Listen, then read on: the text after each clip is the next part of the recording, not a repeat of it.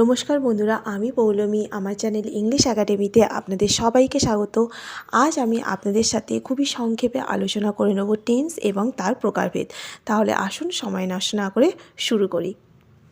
প্রথমেই বলি, এই টেন্স শব্দটির অর্থ কী বা সংজ্ঞা কী। টেন্স কথাটির অর্থ হলো ক্রিয়ার কাল। ক্রিয়া বলতে আমরা বুঝি কোনো কিছু কাজ করা, আর কালের অর্থ হলো সময়। তাহলে সহজ ভাষায় যদি বলা যায়, বলতে হবে ভার্বের কাজ করার সময়কেই টেন্স বলা হয়। ভার্বের কাজ করার সময় মানে ভার্বের কাজ করার সময় মানে হলো কোনো ঘটনা বা কোনো কাজ কখন হচ্ছে, সেটা আগে হচ্ছে না পরে হচ্ছে নাকি ভবিষ্যতে হবে, সেই ঘটনাগুলো বা সেই কাজগুলোকে প্রকাশ করার ক্ষেত্রেই আমরা ভার্বের টেন্সের ব্যবহার করে থাকি।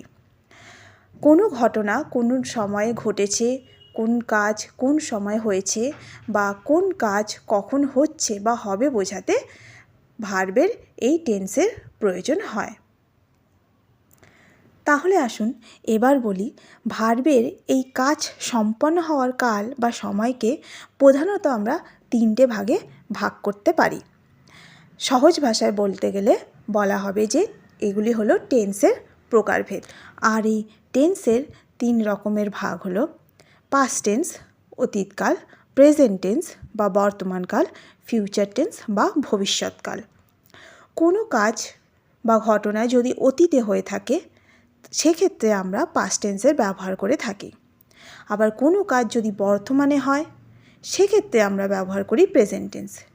আবার কোনো কাজ যদি ভবিষ্যতে ঘটবে বোঝায় সেই ক্ষেত্রে আমরা ব্যবহার করব ফিউচার টেন্স। আর এই প্রত্যেকটি টেন্সেরই আবার চারটি করে ফর্ম হয়, অর্থাৎ কোনো কাজ কখন ঘটছে সেটাকে আরও পরিষ্কারভাবে বা নিখুঁতভাবে প্রকাশ করার জন্য প্রত্যেকটি টেন্সকেই চার ভাগে ভাগ করা হয়েছে। আর প্রত্যেকটি টেন্সের ক্ষেত্রেই এই ফর্মগুলো একই বলে মনে রাখতেও অসুবিধা হয় না। তাহলে আসুন দেখে নিই পাস্ট টেন্স, প্রেজেন্ট টেন্স এবং ফিউচার টেন্সের চারটি করে ভাগ। পাস্ট টেন্সের ভাগগুলি হলো পাস্ট ইনডেফিনিট টেন্স বা সিম্পল পাস্ট টেন্স যাকে আমরা বলে থাকি। সাধারণ বাংলায় বলা যেতে পারে সাধারণ অতীতকাল। সেকেন্ড হলো পাস্ট কন্টিনিউয়াস টেন্স মানে ঘটমান অতীতকাল। পাস্ট পারফেক্ট টেন্স মানে হলো পুরাঘটিত অতীতকাল।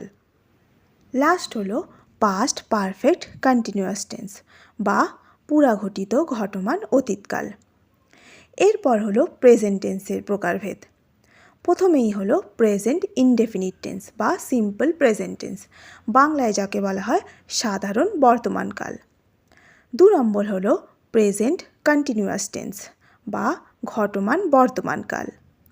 3 নম্বর হলো প্রেজেন্ট পারফেক্ট টেন্স বা পুরাঘটিত বর্তমানকাল। 4 নম্বর হলো প্রেজেন্ট পারফেক্ট কন্টিনিউয়াস টেন্স বা পুরাঘটিত ঘটমান বর্তমানকাল। এরপর আসি ফিউচার টেন্সের প্রকারভেদে। নাম্বার 1 হলো ফিউচার ইনডেফিনিট টেন্স বা সিম্পল ফিউচার টেন্স, বাংলায় যাকে বলা হয় সাধারণ ভবিষ্যৎকাল। 2 নম্বর হলো ফিউচার কন্টিনিউয়াস টেন্স অর্থাৎ ঘটমান ভবিষ্যৎকাল। 3 নম্বর হলো ফিউচার পারফেক্ট টেন্স অর্থাৎ পুরাঘটিত ভবিষ্যৎকাল। 4 নম্বর হলো ফিউচার পারফেক্ট কন্টিনিউয়াস টেন্স অর্থাৎ পুরাঘটিত ঘটমান ভবিষ্যৎকাল বা পুরাঘটমান ভবিষ্যৎকাল। তাহলে বন্ধুরা, আপনারা দেখতেই পেলেন যে এই তিনটি টেন্সের ক্ষেত্রেই এদের ফর্মগুলো এক, তাই জন্য আপনাদের এদের নামগুলো মনে রাখতেও খুবই সুবিধা হবে।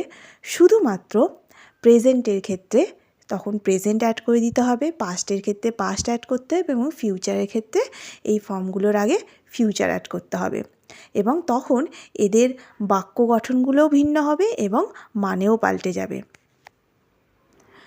আজকে তাহলে এখানেই শেষ করছি।